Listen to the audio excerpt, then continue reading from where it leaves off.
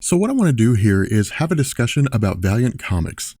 And what I'm hoping is that at the end of this video, you'll have a strong understanding of how they started, as well as how the company has changed over the years, leading up to the current day. So understanding the history of Valiant Comics requires that we delve into some of the history regarding Marvel Comics. Where some may believe that Marvel Entertainment existed as its own company and was acquired by Disney in 2009, in truth, Marvel was originally a subsidiary of Magazine Management Company, which was owned by Martin Goodman. Because magazine management was losing money due to the decrease in popularity of men's magazines and the increased popularity of comics, despite the early success of Marvel's publications, in 1968 another company called Perfect Film and Chemical Corporation, which was owned by a man named Martin Ackerman, bought out Goodman's company. Where Marvel became a standout publication under PF&C with the introduction of Spider-Man, the Fantastic Four, and the Avengers, because of financial issues unaccounted for by public documents, in 1969, Perfect Film and Chemical reported a profit loss of $35 million, leading to a name change in 1973 under CEO Sheldon Feinberg, with a new company titled Cadence Industries. While financial problems continued with Marvel Comics helping to keep the company afloat to a degree, the consistent profit losses led to complete bankruptcy and liquidation in 1986. Because Marvel was one of the subsidiaries of Cadence Industries, during the liquidation sales, former editor-in-chief Jim Shooter attempted to purchase the company but were outbid by media mogul Ronald Perlman and New World Pictures. As a result, Jim Shooter, along with several others, acquired financing from venture capitalist firm Triumph Capital, a company that lends money to fledgling businesses while maintaining a controlling stake with an expectation of financial returns once they're off the ground. Using the money provided, Shooter established Voyager Communications as a parent company that focused on creating comic book counterparts to Nintendo and professional wrestling games and concepts.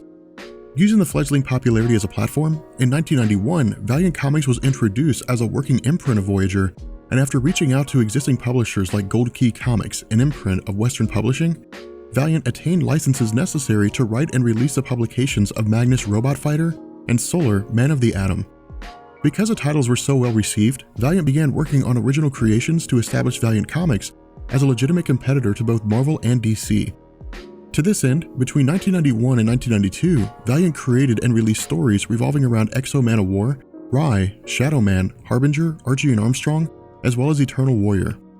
Using this as a jumping-off platform, and because each of these characters existed in their own comics, in August and September of 1992, Valiant launched the line-wide Unity storyline as a way to begin crossing their various characters over in an effort to provide a more cohesive universe.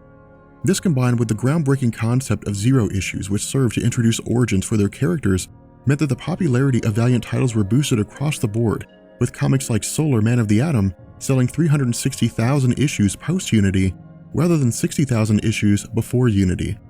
As a result, in 1992, Valiant was named New Publisher of the Year. In 1993, it was named Publisher of the Year over both Marvel and DC, and the monthly price guides such as Wizard Magazine, Overstreet, and others recorded Valiant's accolades, which in turn drove the prices of the Valiant comics even higher, with some of the original pre-Unity comics selling for $100 or more due to the fact that so few were originally printed. Looking to capitalize on the popularity of Voyager Communications and the Valiant line of comics, Triumph Capital sold Voyager Communications along with all of its subsidiaries to Acclaim Entertainment for $65 million. The reason for this purchase was that Acclaim planned to further their sales by crossing the Valiant line over with their video games and other entertainment media. However, shortly after their acquisition, comic sales came to a screeching halt due to the comic bust of the 1990s. What I mean here is that tracking the value of comic books on a national scale didn't happen until 1976 under the Overstreet Price Guide, which served to analyze and provide a monetary value for all of comics, both past and present. And so by the early 1980s, collectors had become aware that rare or important comic books could be worth a large sum of money due to the fact that so few of them had remained in good quality after their release to the public. What this meant was that stories like 1975's Giant Size X-Men No. 1 and 1985's Crisis on Infinite Earths were worth a lot of money if they were in good condition, while classic stories like 1956's DC Showcase No. 4 and 1962's Amazing Fantasy No. 15 were worth even more money, with the most pristine copies valued near $1 million.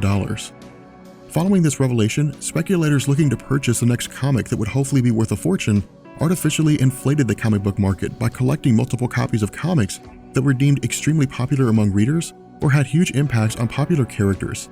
And so by 1994, following the death of Superman and the Batman Nightfall story arcs, collectors had purchased the stories in droves looking to the value they would hold in the future.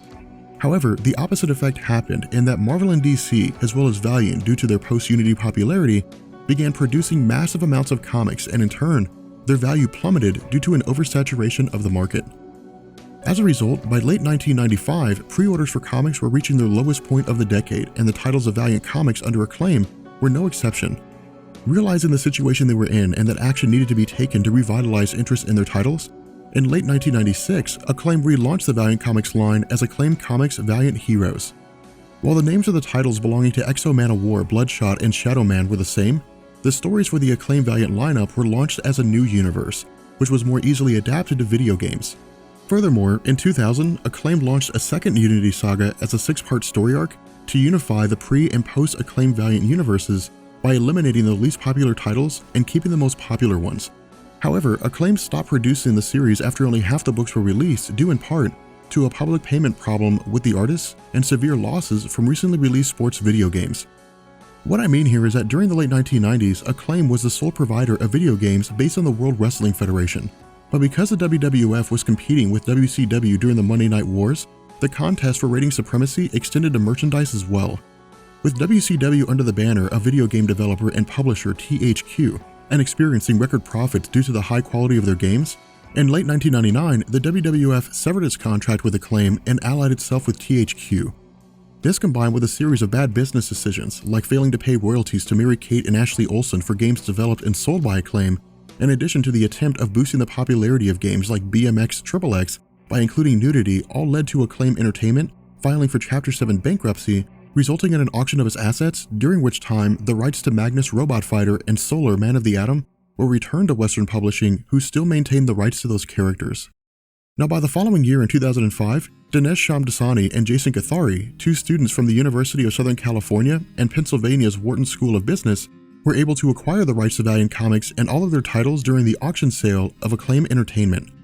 With Shamdasani stepping into the role of Chief Creative Officer and Kathari becoming the CEO, Valiant Comics was rebranded to Valiant Entertainment, and over the course of the next 7 years, the two began reaching out to veterans of the comic and entertainment industry by bringing in individuals like Peter Cuneo, the former Marvel CEO who brought the company out of bankruptcy following the speculator bust of the 1990s, in addition to Warren Simmons, the former writer of Marvel Comics, among others.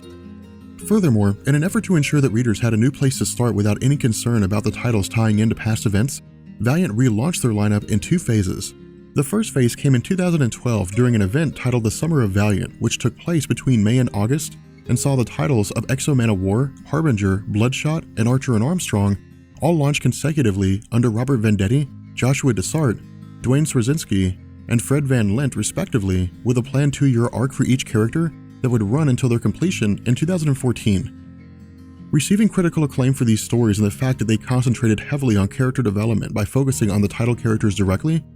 by the end of 2012, Valiant had received 4 Best Publisher of 2012 awards from Ain't It Cool News, Comic Impact, Mania, and Mind of Scott, as well as a series of other awards including Best Super Team of 2012 for Harbinger and Best Ongoing Series for X-O Man-O-War.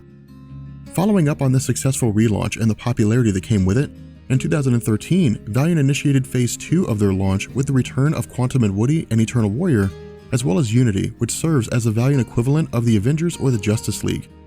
Furthermore, with the 2-year story arcs of Harbinger, Bloodshot, and Archer and Armstrong coming to their end, Valiant continued the slow rollout of their stories by launching new ongoing series in the form of Ninjak, Imperium, Ivar, Time Walker, and Bloodshot Reborn, as well as introducing a 4-issue miniseries titled The Valiant in 2015, which crossed over their most popular titles, leading into a new Book of Death miniseries, including The Fall of Bloodshot, The Fall of Ninjak, The Fall of Harbinger, and The Fall of X-O Man-O-War. With that being said, we're going to bring this video to an end, and I will catch you guys later. Peace.